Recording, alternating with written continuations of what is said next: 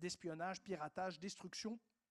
Bref, toute la panoplie des menaces telles qu'on les connaît par ailleurs dans l'univers cyber.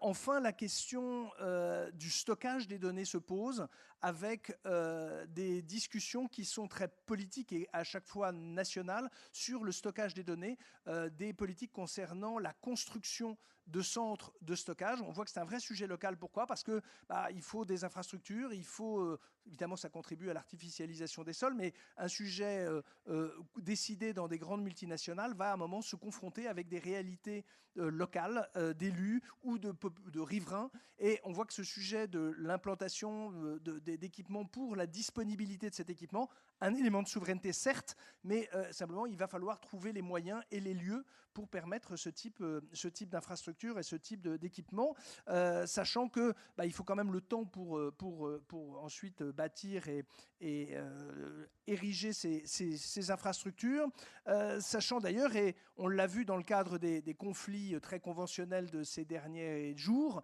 où d'ailleurs les data centers deviennent des cibles à part entière dans des attaques conventionnelles. C'est-à-dire qu'effectivement, attaquer des infrastructures de stockage de données devient un élément à part entière de la géopolitique parce que c'est un élément de fragilisation des organisations et des cibles telles qu'elles sont étatiques, entreprises, et donc à terme, évidemment, au bout de la chaîne, population civile. Et donc c'est vrai que dans ce contexte-là d'affrontement avec une grande brutalité, une grande intensité, c'est-à-dire que notre cadre juridique, celui qui à un moment cadençait un certain nombre des journées et peut-être même des nuits de la communauté SSI, presque deviennent relatives. Et d'ailleurs, vous avez vu des interrogations, alors interrogations strictement parlementaires dans le cas français quant à la loi de transposition, mais ça c'est lié aux aléas de la programmation parlementaire. Mais effectivement, on voit des aménagements avec même l'Europe pointer du doigt parfois sur son engagement à trop encadrer, à trop normaliser les activités et qui elle-même génère son propre cadre juridique. Le omnibus, j'imagine que vous en êtes déjà des lectrices et des lecteurs, en tout cas une relativisation du cadre juridique. Alors ça, c'est une interrogation de se dire est-ce que c'est vertueux dès lors que c'était bienvenu d'avoir un cadre juridique? Pourquoi? Parce que cadre juridique, ça fixe un régime de responsabilité, ça fixe un agenda et ça fixe, le cas échéant, des sanctions. Et donc évidemment, ça peut être aussi un argument pour un certain nombre d'entre vous dans les discussions auprès de vos comités exécutifs d'avoir ainsi ce cadencement posé par la réglementation. La conjoncture, la géopolitique semble relativiser ou en tout cas remettre en question le caractère impérieux de un certain nombre de textes. Est-ce que c'est bienvenu? C'est vrai que c'était quand même aussi un allié pour élaborer une planification, un positionnement des politiques de cybersécurité. C'est un des sujets qui va se poser. Dernière thématique dans ce puzzle et qui va naturellement trouver écho dans les nouvelles activités exercées par Guillaume, c'est la problématique évidemment de l'intelligence artificielle. Alors, sujet tarte à la crème ou en tout cas omniprésent, il n'empêche que de la confidentialité des données, des modalités d'entraînement des modèles, les conditions d'entraînement des modèles d'intelligence artificielle, on voit bien que la dépendance numérique trouve sa place également dans la maîtrise d'éléments constitutifs des grands modèles d'intelligence artificielle et que la compétition, la concurrence des États, des entreprises se positionne sur ce segment-là et que donc cette thématique de la souveraineté, alors cette thématique de la souveraineté, elle est paradoxale parce que c'est une approche, et là on peut la qualifier de très française. Pourquoi? Parce que la France fait partie, alors on ne peut pas dire le seul, mais très très rare pays à l'intégrer dans ses intitulés ministériels. Alors, ce n'est pas un aboutissement en soi, mais c'est un signal. Mais c'est vrai qu'on a l'impression que les autres en affichent moins, mais en font plus. Là, nous, on est plutôt dans la situation intermédiaire où on est volontiers pour le mettre au fronton d'institutions ministérielles. Le déploiement opérationnel au quotidien est peut-être moins aussi systématique. Et je dis quelques mots qui va permettre de faire la transition avec la venue de Guillaume sur scène. C'est vrai que évidemment, il est désormais homme d'entreprise, après avoir été dans l'équipe de direction de DocaPost, après son passage à l'ANSSI, d'être désormais évidemment auprès de Christelle Heidemann, la directrice générale d'Orange, comme en charge justement des questions de confiance numérique, et il nous expliquera comment cela s'incarne et quelles sont les perspectives dans ce domaine. Mais je dois aussi rappeler qu'il est coprésident d'une structure, le Conseil du numérique et de l'intelligence artificielle.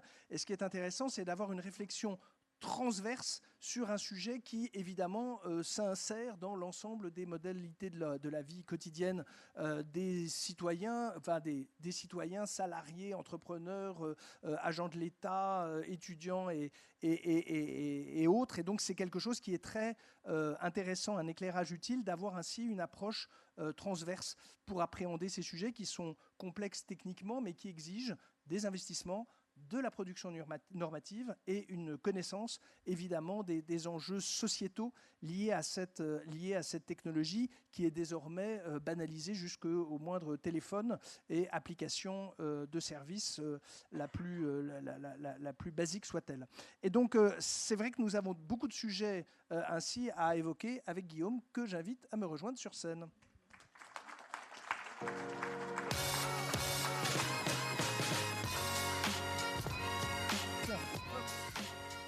C'était très bien. C'était bien. J'avais l'image du père Castor en t'écoutant, pour ceux qui ont la ref.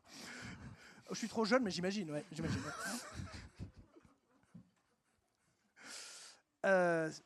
Sur ce, donc effectivement, alors un mot sur, peut-être pour faire les choses dans l'ordre, effectivement sur peut-être ce périmètre, c'est intitulé singulier de ta fonction de Chief Trust Officer. Je dis singulier parce que il n'est pas si banal. Je ne sais pas s'il y a un club des Chief Trust Officers, s'il y a une fraternelle ou il y a une communauté des Chief Trust Officers, mais c'est un intitulé qui interpelle dans un groupe qui a effectivement, que je connais un peu et qui a fondé son positionnement sur la notion de confiance au sens large en tant qu'opérateur qui revendique le fait de ne pas commercialiser ces données et de ne pas être précisément dans le profilage à des fins immédiatement commerciales. Pour expliquer un petit peu alors, bon, la vérité, on est entre nous. Moi cette idée de Chief Trust Officer, c'est rigolo comme truc. C'est rigolo parce que c'est pas banal. Et j'espère que ça va se développer, et il y en a d'autres. Mais bon, c'est encore assez... c'est le début encore. Il y en a un peu plus aux US, paradoxalement. Mais parfois avec finalement des périmètres assez différents.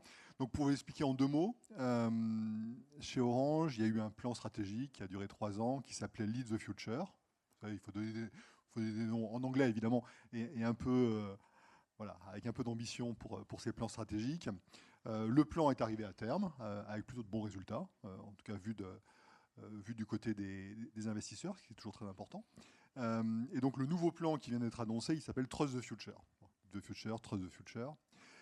Et au-delà du côté communication et marketing, il y a l'intuition réelle que, surtout dans le monde où on vit, c'est un peu cynique ce que je vais dire, mais dans le monde où on vit, la confiance naturelle que l'on peut avoir dans un acteur comme Orange, qu'on n'aurait pas forcément dans d'autres acteurs, ça a de la valeur.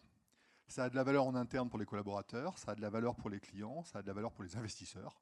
Voilà, il faut être lucide.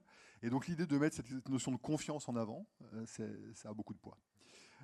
Et donc moi j'arrive là-dedans, Trust the Future, Chief Trust Officer, donc tout ça se répond. Les gens n'ont toujours pas compris ce que j'allais faire en interne, mais il y a une forme de cohérence quand même qui se dégage. Et au-delà de ça, en pratique, ça veut dire quoi? Ça veut dire que ces éléments de confiance qui sont déjà là, en pratique, sur l'éthique, la transparence, le fait que voilà, les données, on les protège, on n'est pas là pour les revendre, enfin bon, tout ce que vous connaissez, eh bien, on va continuer à construire là-dessus. Évidemment, dans une boutique dont le métier, c'est de faire de la connectivité, connectivité de courte distance comme de très longue distance. Tu parlais des câbles, moi je découvre, il y a des bateaux qui posent des câbles, qui les réparent et tout, enfin, c'est juste incroyable. Donc de la connectivité, et sur cette connectivité, l'idée du plan est de continuer à construire pour ne pas être juste le plombier du numérique, même s'il y a des plombiers qui réussissent très bien, mais pour là-dessus apporter ce que l'on connaît très bien, la cyber avec OCD qui est évidemment une marque forte, que tu connais bien, avec le cloud. Bon, tout n'a pas marché, mais il y a des trucs qui marchent, et on a vraiment la vocation d'en faire beaucoup plus, parce que ça fait partie des infrastructures critiques qui sont complètement bousculées quand même par ce qui se passe en ce moment, notamment avec l'IA. Et puis de l'IA, évidemment, sachant qu'on n'a pas vocation à être un deep tech de l'IA. Mais quand je parle avec les uns et les autres et tout ça, genre c'est quoi vos pain points, comme on dit en bon français, en matière d'IA? C'est pas tant le choix du modèle que le fait de s'assurer que les données vont rester protégées, que ça ne va pas complètement bouleverser les problèmes de cybersécurité. Et puis au-delà des questions de sécurité, se posent des questions de sûreté. Voilà. Comment est-ce qu'on s'assure que tout ça va fonctionner pour de vrai, que ça va pas parce que c'est sympa ces agents-là qui parlent ensemble, qui travaillent ensemble et tout, moi j'adore. Hein. Mais enfin, il faut quand même pas que ça dérive trop quand on est sur des process critiques.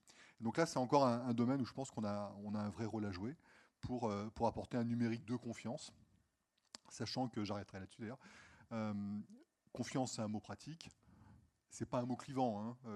Je cherche encore chez Orange, mais il n'y en a aucun qui m'a dit « moi je suis pas concerné, je suis pas de confiance ».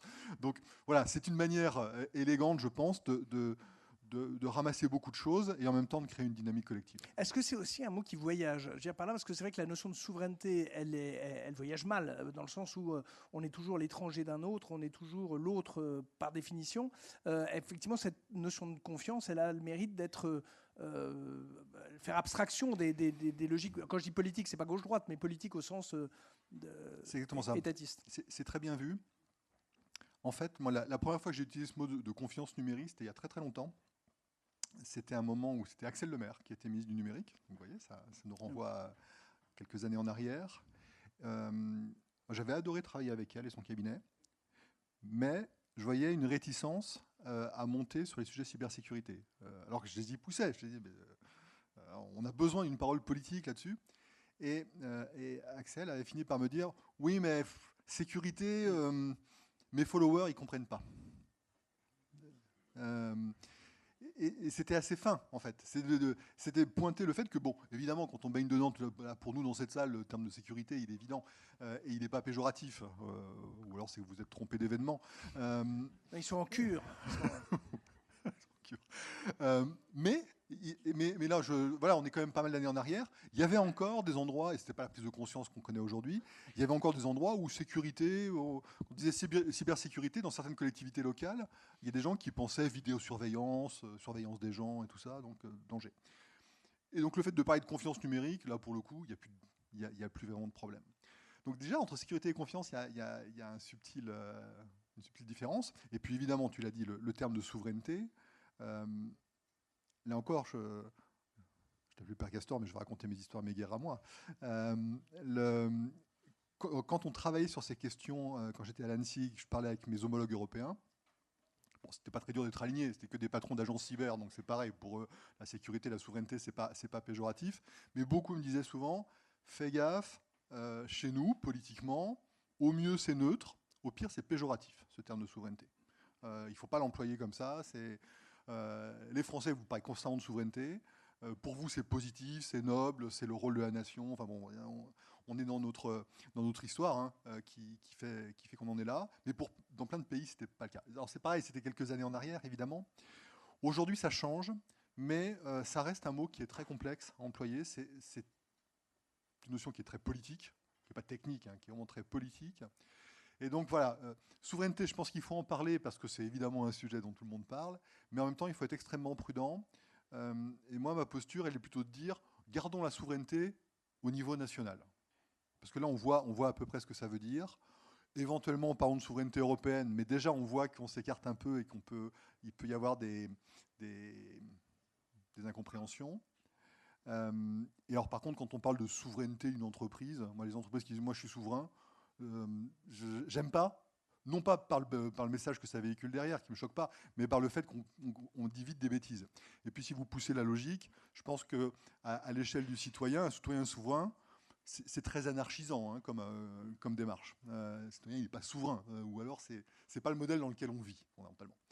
Donc voilà, tout ça pour dire que la confiance est beaucoup plus facile, probablement, pour finalement remettre le même contenu derrière quand on va chercher à opérationnaliser.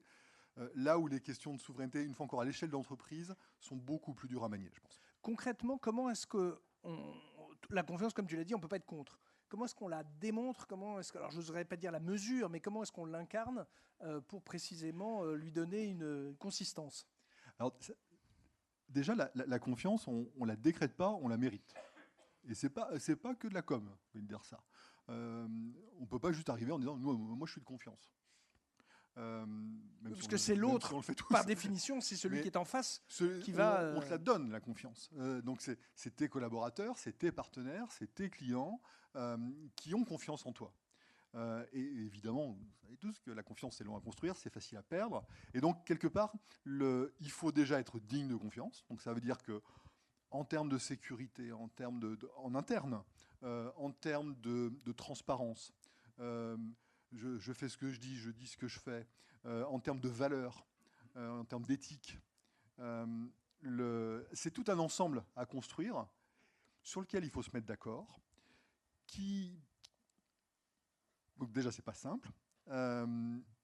Et au-delà de ça, qui peut varier en plus d'une zone à l'autre. Bon, moi, j'ai un parcours qui est très français, européen, mais je découvre chez Orange que plus de la moitié des opérateurs Orange, ils sont en Afrique et au Moyen-Orient. La notion de confiance, c'est pas la même. Elle est forte, hein. Elle est très très forte. En Afrique, Orange, ce qui fonctionne, c'est tout ce qui est système de paiement, le fait qu'on saute plusieurs étapes pour apporter des services en direct. Et donc évidemment, système de paiement qui dit manipulation d'argent et tout ça, là, la confiance, ça doit être totale. Sinon, ça ne marche pas, c'est évident. Mais ce n'est pas exactement la même perception. Donc il faut être capable d'adapter assez finement, il faut être capable d'embarquer ceux avec qui on travaille, partenaires et collaborateurs. Donc moi, je trouve ça passionnant, parce que ce n'est pas une évidence du tout, ça se construit, et derrière, ça c'est mon tropisme plutôt d'ingénieur, on retrouve des sujets techniques, véritablement. Alors, vous mettez confiance devant n'importe quel terme technique, ça fonctionne forcément, mais le cloud de confiance, l'IA de confiance, en cybersécurité, on évite de mettre confiance devant parce que c'est déjà plus ou moins dedans, mais voilà, dans toutes ces thématiques-là, mais même quand on redescend sur les questions de connectivité, je vous prends un exemple. La première question que j'ai posée à ceux qui font de la très longue distance, de l'international, je leur ai dit, mais est-ce que vous êtes capable de maîtriser les routes? Parce que je ne suis pas un expert, mais pour moi, c'était quelque chose de compliqué à faire. Maîtriser les routes, c'est-à-dire de pouvoir garantir, ça va passer par des endroits que l'on maîtrise, que l'on choisit, et par des équipements que l'on connaît. On est capable de vous dire la marque et tout ça, la localisation de tous les équipements que vos données vont traverser quand elles vont aller de votre siège à Paris à un truc au bout du monde. Ça, la réponse est oui. Donc, pour prendre un exemple de choses qui, à mon avis, sont encore à valoriser, il y a ce genre de nouveaux services où, en se basant sur l'existant et le savoir-faire qui est là, il n'y a pas besoin de se transformer de manière magistrale, proposer de nouveaux services pour dire, voilà, si vous voulez, si c'est ça votre besoin en termes de confiance, on est capable de vous l'apporter. Effectivement, la question sur la cyber, est-ce qu'elle doit s'appréhender localement? C'est-à-dire que tu as parlé de confiance, ça veut dire qu'elle doit s'opérer à partir des pays directement. Ce n'est pas quelque chose qu'on exporte, la cybersécurité? C'est une bonne question. C'est ma troisième bonne question, dis donc. Tu ne poses que des bonnes questions.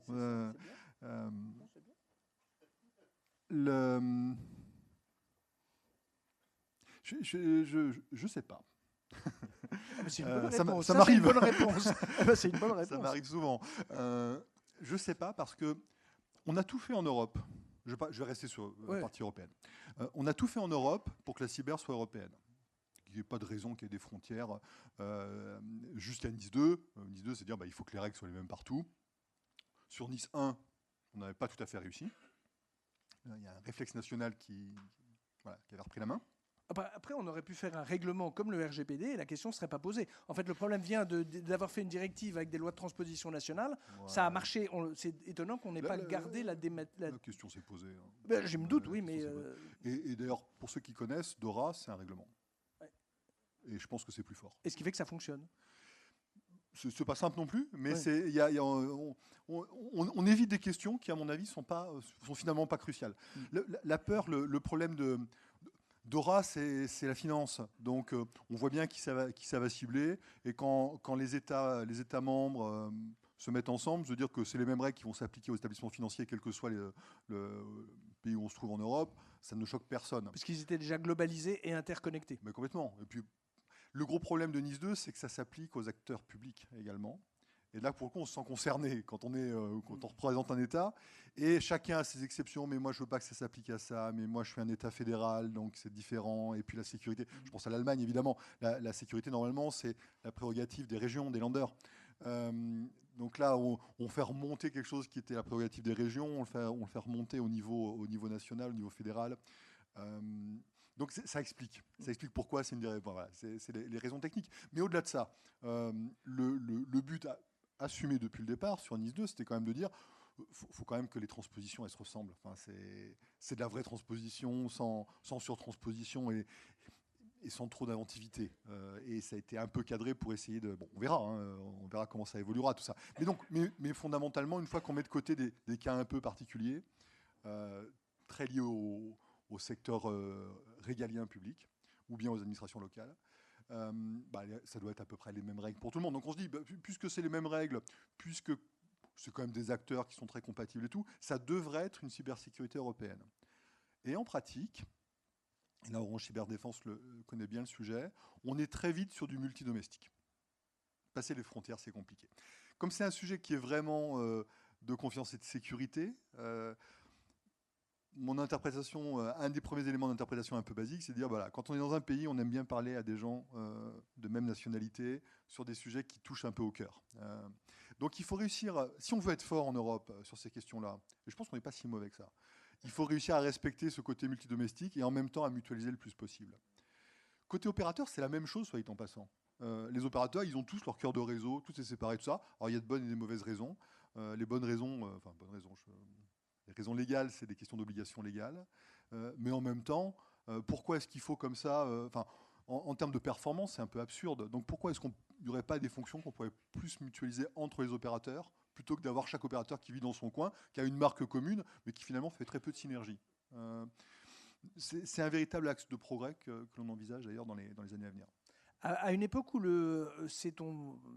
c'était ton domaine de spécialité en termes académiques, le chiffrement, est-ce que on évoquait l'importance des tuyaux, le fait que des grands acteurs, gestionnaires de données, producteurs de données, valorisateurs de données, déploient des modèles chiffrés précisément au nom de la sécurité, comment est-ce que tu appréhendes cette généralisation de cette technologie, le principe du chiffrement, là aussi même pour des communications qui d'habitude ne mériteraient pas forcément un niveau de protection aussi intense? Forcément, j'ai une vision biaisée. Comme c'est pas très cher de chiffrer aujourd'hui, il y a certains endroits, quand on regarde le nombre de couches de chiffrement, c'est juste dément. Donc il ne faut pas s'en priver, je pense. Même quand on ne sait pas pourquoi, ou même quand il n'y a pas... c'est plutôt les cas où on ne chiffre pas qui doivent être vraiment analysés, documentés. Il faut de bonnes raisons à ça. Donc je pense que la question du chiffrement, elle est derrière nous, sauf avec deux sujets qui sont deux sujets majeurs. Le premier, c'est le quantique, le post-quantique et tout ça. On peut en parler toute la soirée. Moi, je suis assez confiant, mais je suis assez confiant côté des techno et côté cyber. Côté IT, je suis très inquiet pour eux. Parce qu'on va leur demander de changer tous les protocoles partout. Ça va être un carnage, cette affaire. Donc ça va devenir un sujet de sécurité. Et potentiellement, ça va devenir un sujet de sécurité si c'est mal fait. Mais je vois en ce moment les gens avec qui je parle, ils ont du mal ça paraît encore loin. Mais quand on dit dans 5 ans, il faudra avoir changé les protocoles, le premier réflexe, c'est de dire 5 ans, c'est bon. Et puis avec un peu de chance, c'est pas moi qui le ferai. Mais quand on rétropédale... 5 ans, c'est... Il y a rien ne plaide pour ces 5 ans. Enfin, rien c'est intuitif. C'est ce que dit la littérature. C'est un faisceau de présomption quand même. Bien sûr. Qui à un moment va se transformer en quelque chose de normatif, à mon avis. Bien sûr, mais des méchants ou des gens qui seraient en avance auraient intérêt à annoncer des dates lointaines de manière à être prêts plutôt que les autres, sans faire des scénarios. Et donc d'inciter les gens à dire non, c'est lointain, parce que moi je continue à avancer et je serai opérationnel plus tôt. Mais alors je sais pas qui tu mets dans les méchants, mais il y en a des deux côtés, c'est pas simple. Les méchants du côté ouest, ils disent pas ça. Ils disent Ouais. Ils disent très très fort à leurs propres entreprises, faut migrer la l'IA. C'est ça. Et ça veut dire qu'ils ont fait une balance entre ce que me rapporterait le fait de ne pas le dire et d'en bénéficier d'un point de vue offensif, et le fait de fragilité leur propre économie. Et le choix a été fait, il est très très clair. Il est dit, rigolez pas avec ça, il faut être capable de faire cette transformation. Donc ça, voilà, c'est un truc qui va quand même pas mal nous occuper. Il y a quand même un changement de ton, hein, à commencer par l'ANSSI, qui dit maintenant, je crois que c'était aux dernières assises d'ailleurs, Ouais. Vincent, il disait, bon, maintenant, il faut y aller, les gars. Faut pas y aller, c'est pas pour Noël, mais on n'est plus dans le temps très long. Et quand on rétropédale, on se fait peur, objectivement. Donc ça va être un vrai sujet. Et l'autre sujet lié au chiffrement, qui bizarrement a des répercussions, semble avoir des répercussions sur la cyber, c'est les problématiques d'accès aux communications chiffrées par les gens pour qui c'est légitime. Alors, backdoor, pas backdoor, quoi, pour faire simple. Donc backdoor, c'est certainement pas la bonne manière de faire. Donc pas backdoor. Je continue à défendre le fait que c'est pas une grande idée, parce que ça résoudra rien et ça va faire que créer des problèmes, donc ça peut pas être une bonne solution. Le schéma, enfin, le débat se réapaise et c'est heureux. Pour dire qu'on est sur deux problèmes de sécurité nationale qui s'opposent. Il s'apaise, mais il ne se résout pas. Parce que c'est pas tellement qu'il s'apaise. Parce qu'il s'apaise parce qu'en fait, on tranche pas. Donc ne tranchant pas, il s'apaise. C'est en cours. C'est un sujet qui revient tous les 2 ans, en fait. Sauf que d'habitude, c'est pas fait devant les caméras. Moi, je l'ai vécu tous les 2 ans. Il y a un besoin qui est celui des forces d'enquête. Il y a des besoins légitimes pour être capable d'accéder à certaines communications, comme on le savait le faire avant, avec les technos à l'ancienne, qui servent toujours. Il y a ce besoin-là, et puis en face, il y a un besoin de sécurité. On n'oppose pas un problème de sécurité nationale à un autre problème de sécurité nationale. Et moi, j'ai tendance à pencher de manière assez forte pour dire « touchez pas au chiffrement ». C'est une mauvaise idée, parce que je vois tous les défauts que ça peut apporter, tous les risques que ça va générer. Et en même temps, je suis à peu près certain que ça ne va pas aider tant que ça les forces de l'ordre qui ont besoin d'accéder. Parce que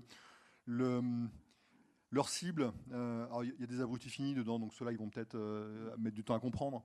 Mais en général, leurs cibles sont plutôt très agiles. Donc ils vont s'adapter très très vite. Et on sait, c'est pas très compliqué de s'adapter. Donc épargnons-nous le ridicule de voir Signal quitter la France ou des choses comme ça. Et au contraire, insistons sur le fait que voilà, les communications, il faut les protéger. Et peut-être qu'un jour, on trouvera une solution, mais enfin, ça fait 25 ans qu'on cherche, on n'a toujours pas l'esquisse d'un truc propre. Donc j'ai quand même de vrais doutes. En ce qui concerne justement alors cette casquette de coprésident avec Anne Bouvreau, donc qui est la présidente de l'École normale supérieure, comme coprésidente de ce Conseil national du numérique et de l'intelligence artificielle, à quoi ça sert et comment est-ce que ça peut contribuer utilement à précisément faire avancer la collectivité dans ce vaste domaine de l'IA? Donc ce conseil, c'est vraiment l'héritier direct. Il faut mettre de l'IA partout maintenant, et puis de manière explicite, donc on a changé le nom, mais c'est vraiment l'héritier du Conseil national du numérique, qui existe depuis longtemps. Oui. Le rôle, c'est formellement de conseiller le gouvernement, donc soit sur des questions qui sont posées par le gouvernement, par le biais de la ministre du numérique ou du Premier ministre, soit sur des sujets où on s'autosaisit. On est évidemment sur des sujets plus sociétaux, qui sont pas. Le but, c'est pas faire concurrence à l'ANSSI, à la DGE, aux différentes administrations qui font leur boulot, et nous, on n'a ni les moyens ni, parce que ni la vocation à le faire. C'est un conseil pluridisciplinaire, c'est académique, avec quand même de la. Le sujet, c'est numérique. Mais avec des universitaires, avec des et l'idée, c'est d'avoir des gens très différents. Il y a des gens qui sont plutôt très tech. Il y en a qui ne sont pas tech du tout, mais qui ont cette appétence numérique, qui travaillent par exemple sur les questions d'éducation ou des questions liées au travail. C'est ce qui est passionnant égoïstement, c'est que c'est un petit groupe où à chaque fois qu'il y en a un qui parle de ce qu'il connaît, de ce qu'il aime, les autres écoutent et ont plein de questions. Enfin, on s'enrichit mutuellement. Donc ça, c'est absolument passionnant. Et les sujets aujourd'hui, le mieux, c'est pour illustrer, pour ne pas rester trop théorique, on a par exemple une mission qui nous a été confiée par Anne Le Henaf sur l'IA générative et les vulnérabilités humaines. Au départ, c'était IA gène et enfants. Et notre réflexe était de dire, il n'y a pas que les enfants, il y a tous les autres. On ne peut penser aux personnes âgées par symétrie, mais enfin, on a tous des vulnérabilités, fondamentalement, en tant qu'être humain. Donc, quel est l'impact de l'IA générative, et notamment des IA grand public, là, c'est ça dont on parle, vis-à-vis des vulnérabilités? Sujet absolument passionnant, que l'on traite avec des gens du conseil, mais également avec des psychiatres, avec des gens qui sont externes, et qui apportent leurs connaissances. Alors, ce n'est pas des experts de l'IA, mais c'est des psychiatres. Et le fait de mélanger tout ça, c'est extrêmement riche. Et on se rend compte que, évidemment, comme toujours, la réponse, c'est pas blanc ou noir, c'est pas 0,1. Il y a des effets très positifs, en fait, quand c'est encadré.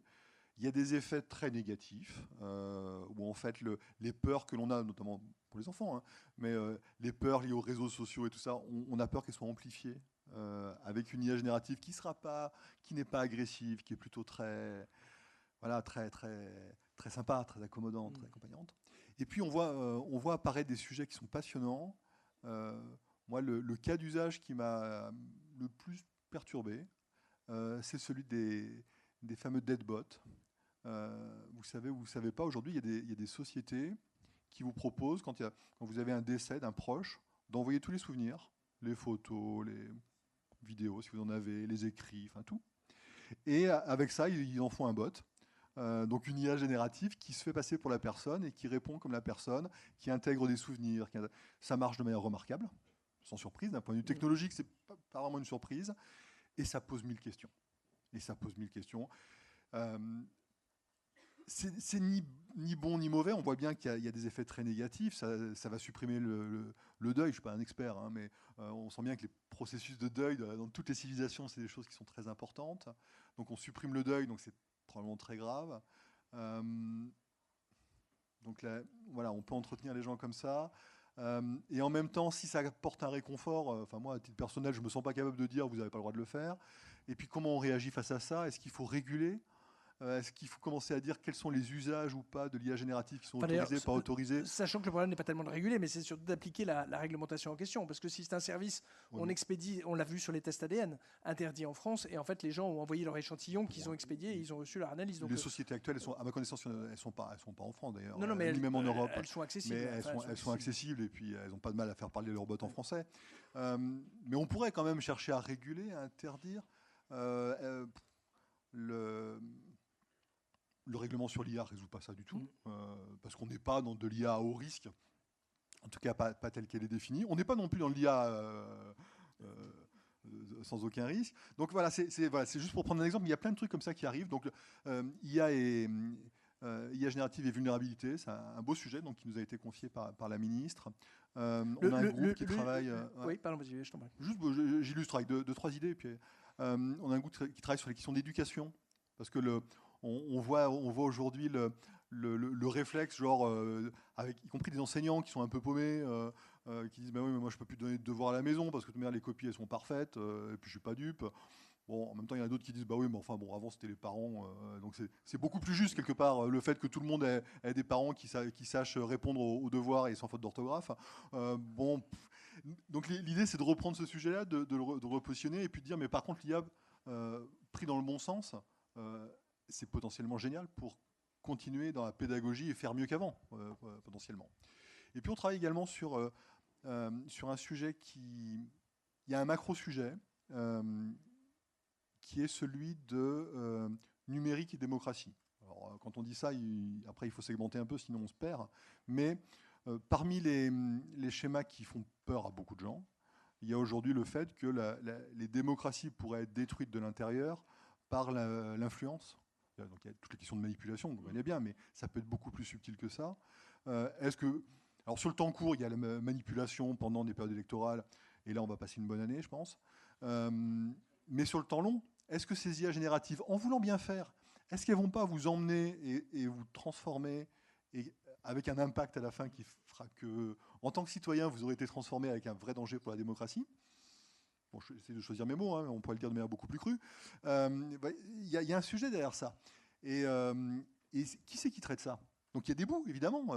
Viginum, c'est génial ce qu'ils font et tout ça, mais après, c'est des questions d'éducation. Après, il y aura peut-être des questions là encore, de régulation, pas d'interdiction, mais de régulation. Et quand on parle de transparence des algorithmes, peut-être que ça serait une bonne raison de faire vraiment de la transparence et de s'assurer qu'il n'y ait pas de déformation. Et puis peut-être qu'à un moment, on sera réellement convaincu que le DMA, le DSA, au-delà du côté un peu technique, il faut réellement l'appliquer à des outils, évidemment, je pense à X, qui sont là pour détruire nos démocraties. Et c'est même pas caché, c'est pas de la paranoïa ce que je dis là. Donc voilà, ce sont des sujets qui sont évidemment beaucoup plus sociétaux, qui sont passionnants parce que ça fait un lien entre des choses qui n'ont rien à voir avec le numérique, la technique et tout ça, et en même temps la révolution numérique que l'on vit dans notre vie et personnelle et professionnelle de tous les jours. Très bien. Alors, la démocratie, tu l'évoquais, nous allons l'incarner grâce à ce QR code sur la droite, c'est-à-dire des questions qui te sont directement adressées. Je ne serai que le relais, donc ne me juge pas, je ne fais que relayer ces brillantes questions. Y a-t-il un intérêt à mettre en place des solutions de sécurité souveraine lorsqu'on en est client de Microsoft 365 ? C'est la question. Hein. Je ne sais pas, qui ne l'est pas déjà, tiens. Qui ne l'est pas. Il y a peut-être des gendarmes dans la salle, pardon. Non. C'est évidemment un sujet complexe où les réponses courtes sont peu efficaces. Je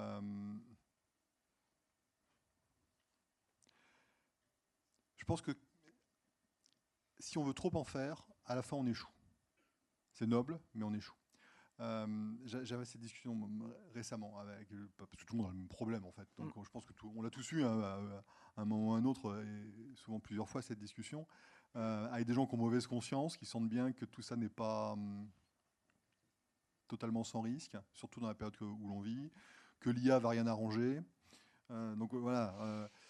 Et en même temps, chercher à complètement tout transformer d'un coup, retrouver une indépendance, une autonomie totale, supprimer toute forme de dépendance, bon, sauf dans des cas très très particuliers, j'y crois absolument pas. J'aimerais bien, mais j'y crois pas du tout. Donc, comment est-ce qu'on fait dans ces cas-là ? Il faut reprioriser. Tout ne se vaut pas. Voilà, c'est comme ça. Il y a des systèmes qui sont plus critiques que d'autres. Et par contre, une fois qu'on a repriorisé, là, il n'y a plus d'excuses pour ne pas faire l'effort, en commençant évidemment par les systèmes critiques. Ça a toujours été l'esprit de la réglementation, d'ailleurs, depuis le départ. On n'a jamais dit il faut tout mettre au niveau maximum et tout. Ça n'a pas de sens. Quand on implémentait la LPM au départ et qu'on apprenait collectivement, il y avait des opérateurs d'importance vitale qui arrivaient tout fiers d'eux, parfois avec le sourire en coin, en disant on a fait notre analyse, on n'a pas de système d'importance vitale. Je dis bah ouais. C'est que vous n'avez pas beaucoup de valeur. Alors ça les vexait. Du coup, ils en trouvaient. Et puis, il y en avait d'autres qui faisaient le même exercice, pas forcément de manière très, très différente, et qui disaient, c'est bon, on a fait le tour, on a trouvé 3000 systèmes d'information d'importance vitale. Là, j'ai tendance à leur dire, vous êtes sûr ? Vous voulez pas un peu écréter, là, ou au moins prioriser, parce qu'autrement, on va pas y arriver. Donc voilà, j'ai pas plus intelligent comme réponse. Et peut-être pour certains le vivront comme une provocation, mais on me pose souvent la question, mais comment est-ce qu'on fait pour virer les GAFAM ? Et moi, je vous avoue que c'est pas mon but dans la vie. Voilà. Alors peut-être que, parce qu'en fait, je vais en fusionner deux. Est-ce que sur la notion de kill switch qui pourrait survenir en cas d'affrontement, sous peine de désintégrer complètement l'économie mondiale et les impacts contractuels que ça aurait pour les entreprises qui oseraient procéder à cette interruption, et en cas de conflit géopolitique majeur nous opposons avec les États-Unis, c'est l'exemple qui est cité, quel serait le risque d'un manque de souveraineté technologique ? Non, mais les risques, on les connaît. Là, c'est pareil. Il faut mettre en regard des hypothèses, des scénarios de risque et des solutions. Alors, c'est pas facile de faire ces scénarios parce qu'il y a des scénarios qui aujourd'hui sont tout à fait crédibles. On n'osait même pas les exprimer il y a 2 ans. Donc, parce que j'évoquais en introduction notre magistrat français de la Cour pénale internationale. Voilà, on peut très bien. Enfin, voilà, c'est une réalité du quotidien. Je prends le cas extrême d'une déconnexion durable des États-Unis et de l'Europe d'un point de vue numérique. Bah, c'est un suicide collectif. On saute à 2. Les 2 s'écrasent à la fin. Donc, j'ai quand même du mal à l'imaginer. Une déconnexion de 10 minutes, c'est pas la même. Donc ça, j'ai plus de mal aujourd'hui à me dire que c'est un scénario qui est totalement absurde. Je dis 10 minutes, vous mettez le temps que vous voulez, mais enfin une courte. Et donc quand on prend ça sous cet angle-là, on se dit, bon, bah, finalement, Allez, citer des noms. On me coupe Office pendant 10 minutes. Où est-ce que c'est grave? Et là, tout de suite, vous avez une classification naturelle des systèmes qui sont critiques, en fait, et des autres qui le sont un peu moins. Moi, si je n'ai pas mon mail pendant 10 minutes, je vais prendre un café. Faut avoir l'assurance que ça soit revenu au bout de 10 minutes. Hein, mais voilà, et ça se passe bien. Mais si on est sur un scénario de déconnexion totale, je ne peux pas imaginer que ça puisse vraiment durer. Et c'est là où les solutions que certains abordent d'ailleurs, qui sont le fait de prendre de la techno américaine pour la faire opérer par des Français, si le lien est coupé pendant 10 minutes, il n'y a pas de secousse, on ne s'en rend pas compte. Si le lien est coupé pendant plusieurs années, bah oui, on s'écrase. Moins d'un an. La commission parlementaire, parce qu'ils sont intervenus sous serment à la commission parlementaire, ils ont dit moins d'un an. Bon, je sais pas, je dis ça, moi j'ai vu ça à la télévision, sous serment. Sous serment. Non, mais voilà, après, dans le détail, je pense qu'on ne sait pas, en fait. Mais, ah si, ils l'ont dit, moins d'un an. Si. Bah, ils avaient dit ils ont dit quelques mois. Moi, encore moins, j'avais eu la même question par la même commission, j'avais dit quelques semaines. Bon, bah, quelques semaines, quelques mois. Globalement, on est quand même dans le même ordre de grandeur. Ouais. Donc ça veut dire que ce n'est pas 10 minutes, ça veut dire que ce n'est pas des années. Ça, c'est très, très clair. Donc voilà, ça permet de faire des scénarios quand même. Donc ça, c'est la coupure globale. Et après, il y a la coupure sélective. Donc le juge Guillou, c'est le pauvre, il est passé à la postérité avec ça. C'est très injuste. Il n'y a pas de débat là-dessus. C'est un exemple, probablement. Hein, c'est de l'intimidation. Enfin, c'est le haut du plus fort. Hein, regardez ce que je suis capable de faire. Et puis on en prend un, on le tabasse, et puis ça calme les autres. Le Danemark a réagi, évidemment, en lien avec le Groenland. C'est trouvé une vocation libriste du jour au lendemain. Je peux comprendre ça, hein, ce genre de choses. Donc ça c'est un autre type de scénario, une autre manière de découper les risques. Ce serait, voilà, est-ce que votre entreprise, votre organisation, votre administration, est-ce qu'elle peut être une cible spécifique, voilà. Ou en fait, le fait de couper le lien numérique pour cette cible-là, alors ça ne va pas faire s'effondrer les États-Unis et son économie, mais ça peut, voilà, à un moment, ça peut rentrer dans un scénario.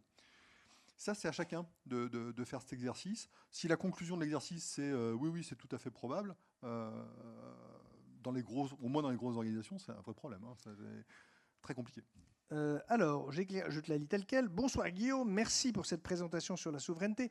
Étant éditeur français dans 100% de nos prospections, ETI et grands comptes français, la question de la souveraineté est posée, mais cela n'empêche en rien de perdre face à des concurrents américains ou israéliens à prix et offres techniques équivalentes. Le constat est que personne ne s'en préoccupe. Est-ce aussi ton constat? Non, personne non. Voyons le verre à moitié plein. Il y a 2 ans, on n'en parlait pas. C'était impossible d'en parler. Aujourd'hui, on en parle peut-être trop parfois, mais je préfère trop que pas assez. Donc, le truc est en train de rentrer. Est-ce que ça a radicalement changé les réflexes, les process, la manière de faire, notamment des acheteurs? Est-ce que tous les décideurs ont complètement compris que c'était un sujet majeur? La réponse est non, évidemment. Ça prend forcément du temps. En même temps, je crois positivement qu'il s'est passé quelque chose. Et que ce quelque chose, il survivra à Trump. Et c'est une bonne nouvelle. Trump a été un révélateur, un déclencheur. Il nous montre un visage des US qu'on ne voulait pas voir jusque-là. Moi, je ne suis pas certain que le fond ait beaucoup changé. Hein, j'ai souvent dit ça. La forme, oui. Le fond, il y a quand même beaucoup d'exemples dans le passé, hein, malheureusement. C'est très documenté, tout ça. Mais bon, voilà. Aujourd'hui, c'est plus possible de dire « je ne savais pas » ou « je ne vois pas ». Mon espoir, c'est que ça va quand même durablement transformer les choses. Mais une fois encore, avec cette idée de dire le critère de... J'allais dire confiance, c'est trop vaste, mais le critère d'autonomie dans le choix d'une solution, le fait d'intégrer ça dans les scénarios de risque, on est en train de s'y habituer progressivement. Donc je veux croire qu'il y a une démarche qui va véritablement dans le bon sens. Beaucoup diront que ça ne va pas assez vite, c'est normal. Surtout, il y a des domaines où c'est vraiment une urgence. Mais pareil, je suis un optimiste, mais c'est un peu comme la RSE. La RSE, mine de rien, c'est parti très vite, ça rebaisse et tout, mais il y a une démarche. Il y a une démarche. Il y a des choses qui ont été crantées, il y a des habitudes qui se prennent.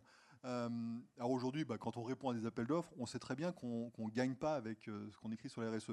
Par contre, maintenant, tout le monde a compris qu'on pouvait perdre de ce fait-là. Donc, j'ose espérer qu'il y a quand même une transformation, mais qui est forcément lente, parce que sur le long terme, et que ça va continuer après, quelle que soit l'évolution, et je souhaite que ça évolue dans le bon sens, évidemment, du côté américain. Mais dit autrement, on n'est pas dans une situation un peu paroxystique où le but c'est juste de serrer les abdos pendant 2 ans en se disant après ça va aller mieux. Parce que ça, ce serait vraiment une vision très très naïve des choses dans la relation transatlantique. Oui, surtout si J.D. Vance prend la suite. Ça va être. D'après toi, alors là je pense que c'est une question intéressée, ils vont écouter avec d'autant plus d'intérêt ta réponse, c'est d'après toi, remplacera-t-on nos ciseaux, donc c'est pas nous ciseaux, c'est nos ciseaux, donc, par des agents IA? Si oui, quand et vendu par qui? Je ne suis pas très inquiet pour les ciseaux. Je pense qu'au contraire, ils vont avoir encore plus de boulot et ils vont prendre encore plus d'importance. Je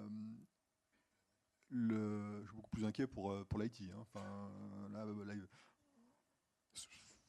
c'est fou ce qui se passe. Bon, voilà, vous le savez, hein, mais moi, je ne fais plus de prédictions depuis un moment parce que ça va tellement vite. Bon. Là, c'est pareil. Je pense que nos fondamentaux, je dis nos parce qu'on on fait le même métier, nos fondamentaux, comme on a quand même toujours cherché à les rendre assez agnostiques, assez indépendants des technos, enfin, on se méfie toujours des règles qui sont obsolètes un an plus tard. Quand on écrivait les réglementations, enfin, quand je travaillais là-dessus à l'ANSSI, c'était toujours la remarque, c'est « ouais, mais là, ce que vous écrivez là, est-ce que dans 3 ans, c'est pas complètement débile ?» Et en même temps, vos règles très générales, est-ce que ça capture les évolutions technologiques ? Il y a eu des moments de frottement avec le cloud et tout ça. Enfin, beaucoup le disaient. Attends. Une loi bien écrite, parce qu'on a des sujets de rénovation des réglementations actuellement à l'ANSSI avec des successeurs, donc c'est un sujet que tu vois de très très loin. J'aurais expliqué quand même que la loi de 1881 sur la presse avait absorbé avec compétence, talent et efficacité toutes les activités de la presse écrite, la presse magazine, la radio, la télévision. On a des lois écrites plus récemment focalisées sur des technos qui se sont ringardisés quand même en quelques semaines. Je ne pense pas qu'à Adopi, mais il y a des exemples quand même.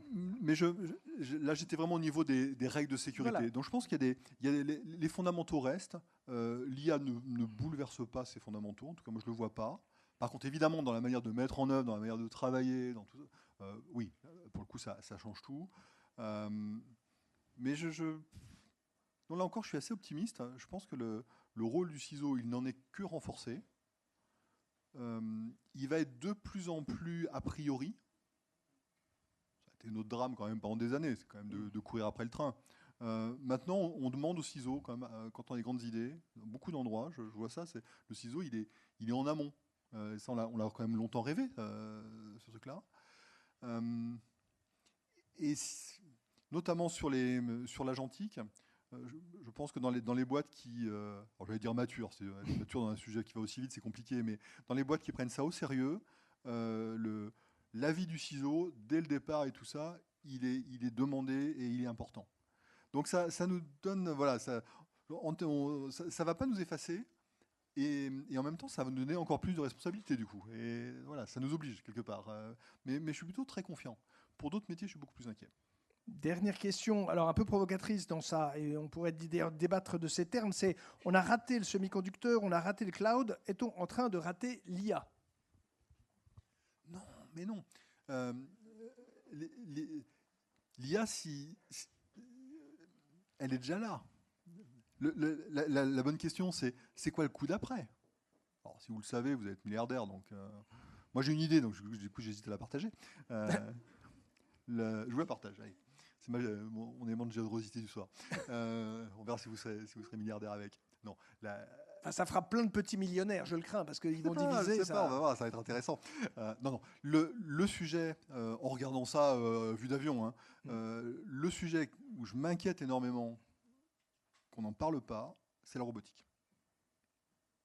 Si on se dit qu'est-ce qui peut encore être totalement transformant dans les années à venir, quel va être la boule de cristal. Enfin, évidemment, prospective, on se trompe par définition. Mais quand on regarde ce qui est déjà là, d'ailleurs, parce qu'il suffit de regarder, c'est la robotique. Mais tu sais qu'on a des instituts maintenant de démographie qui publient par pays la liste des robots existants. Oui. C'est-à-dire un peu à l'image de ce qu'on ferait pour la population. Mais cette robotique qui est la rencontre d'éléments, de tout le côté physique. Le droïde, c'est-à-dire l'illustration humaine. C'est prêt. Enfin, ils attendent ça depuis des décennies, donc ça continue à progresser fondamentalement. Mais c'est comme dans le domaine de l'armement. Il y avait un patron de Naval Group qui disait moi, sur les coques de bateaux, je progresse, mais enfin, ça ne progresse pas. Il n'y a pas de révolution. La révolution pour moi, c'est que je suis devenu un éditeur logiciel. Et ça, il faut le comprendre, il faut l'intégrer. Donc la robotique physique, elle progresse, mais pas tant que ça. Mais la rencontre du côté physique avec l'IA, il est juste phénoménal. Alors on en a peur, évidemment, pour plein de bonnes raisons. La Chine y va à fond, et c'est pas caché. Voilà. Donc ils sont à fond. Nous on a peur parce que le problème de la Chine, c'est qu'ils n'ont pas assez de main d'œuvre, donc ils sont complètement décomplexés pour aller là-dedans. Ça résout leurs problèmes. Nous, si on voit arriver de la main d'œuvre le Japon également sur la baisse démographique. Alors là, en plus sur le côté social, c'est encore. Oui, mais ce qui est la porte d'entrée acceptable. Mais ils sont à fond là-dessus. Nous, on a trop de main d'œuvre. Les Américains ont trop de main d'œuvre aussi. Et on se dit, si on voit arriver des gens qui en plus prennent le travail le problème, c'est pas les immigrés, le problème, c'est les robots. Donc, si ces trucs-là qui vont prendre le travail de gens qui sont déjà au chômage, ça va nous générer des problèmes sociétaux absolument incroyables. Donc, j'ai le sentiment, c'est mon interprétation un peu basique, qu'on a peur de cette révolution. Du coup, on veut pas la voir. Sauf que, voilà, là, pour le coup, une fois de plus, on va louper une révolution, et après, on va courir derrière. Et c'est forcément très compliqué de courir derrière, comme on l'a fait sur d'autres sujets. Donc, on compensera. Sur les semi-conducteurs, on sait quand même, on a gardé des filières de semi-conducteurs, notamment pour les applications très sensibles en France, notamment. Donc, on sait pallier, c'est pas idéal, mais on sait pallier. Sur le cloud, on sait faire des clouds, même si, voilà, on connaît tous les limites de l'exercice, mais il n'y a pas de quoi rougir. Donc, on saura pallier, mais c'est dommage parce que il y aurait moyen de l'anticiper, peut-être, et on en parle très peu. Et moi, je trouve dommage qu'on n'ait pas une filière robotique qui soit vraiment mise en avant, qui peut d'ailleurs être dual, qui peut embarquer les questions de drones, les questions de défense. Regardez ce qui se passe en Ukraine. Enfin, là-bas, les robots ils sont sur le terrain, pour de vrai. Donc voilà, c'est ma réponse à côté à la question. Mais pour dire que plutôt que de systématiquement pleurer sur le lait versé, regardons le sujet d'après. Peut-être que je ne regarde pas où il faut, mais je ne le vois pas assez pris en compte.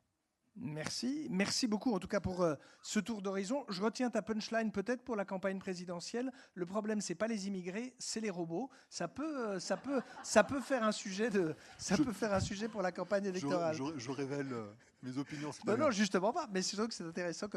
Merci beaucoup et je repasse la parole à Maria.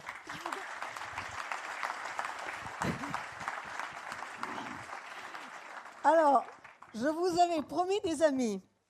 On a eu des suggestions pour devenir millionnaire et pour la prochaine campagne présidentielle. Donc, je ne sais pas ce que vous voulez plus quand même de cette soirée. Bref, plus sérieusement, je voulais juste vous retenir 1 minute ou 2 parce que, déjà, pour vous remercier du franc-parler et surtout du fait d'avoir répété autant de fois, regardons le verre du côté plein, le moitié plein du verre. Je voulais vous remercier parce que du coup, ça me fait une transition hyper naturelle avec le fil rouge de la prochaine édition des Assises, qui a été préparée avec l'ensemble du comité éditorial, donc des membres clés de la communauté. Si on peut afficher le... Voilà. C'est Osons, ça se raccroche beaucoup. En fait, c'est un mot d'encouragement qu'on a présenté au dernier cercle et que, du coup, auquel je pense avec le message que vous avez passé à toute bienveillance. Et du coup, en avant-première, je voudrais vous présenter le visuel officiel des Assises 2026 qui va être sur le Osons. Donc, je trouve que c'est un bon approchement avec tous les messages que vous avez pensés. Donc, je vous remercie beaucoup d'oser avec autant de bienveillance. Ta bienveillance est vraiment, vraiment, ça chauffe le cœur. Et sinon, bah, Guillaume et Nicolas, bien évidemment, restent un tout petit peu avec nous parce qu'on a une petite soirée qui nous attend à l'étage. Et moi, je vous dis rendez-vous au 17 juin pour la soirée du Cercle de l'Innovation. Merci beaucoup.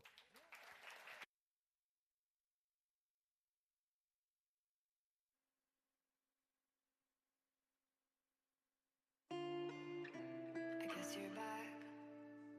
Are you gonna tell me where you went? All the messages I sent with no reply. It's like that.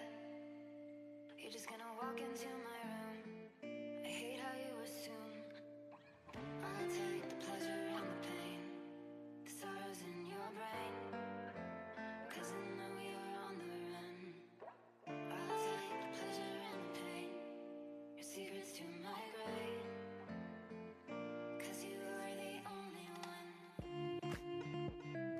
'Cause you are the only one. The only one. 'Cause you are the only one. The only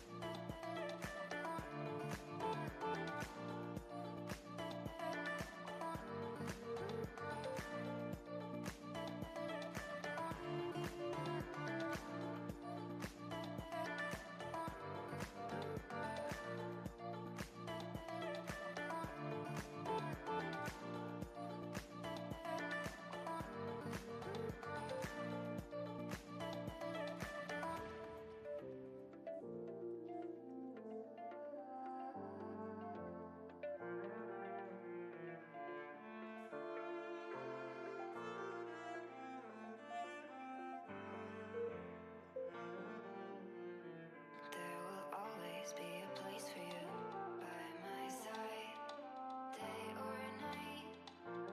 You know that it's killing me. Why do you always leave? It's not right.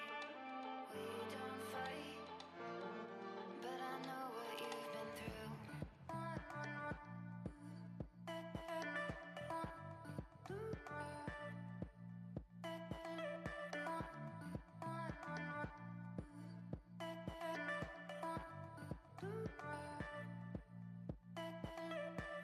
I'll take the pleasure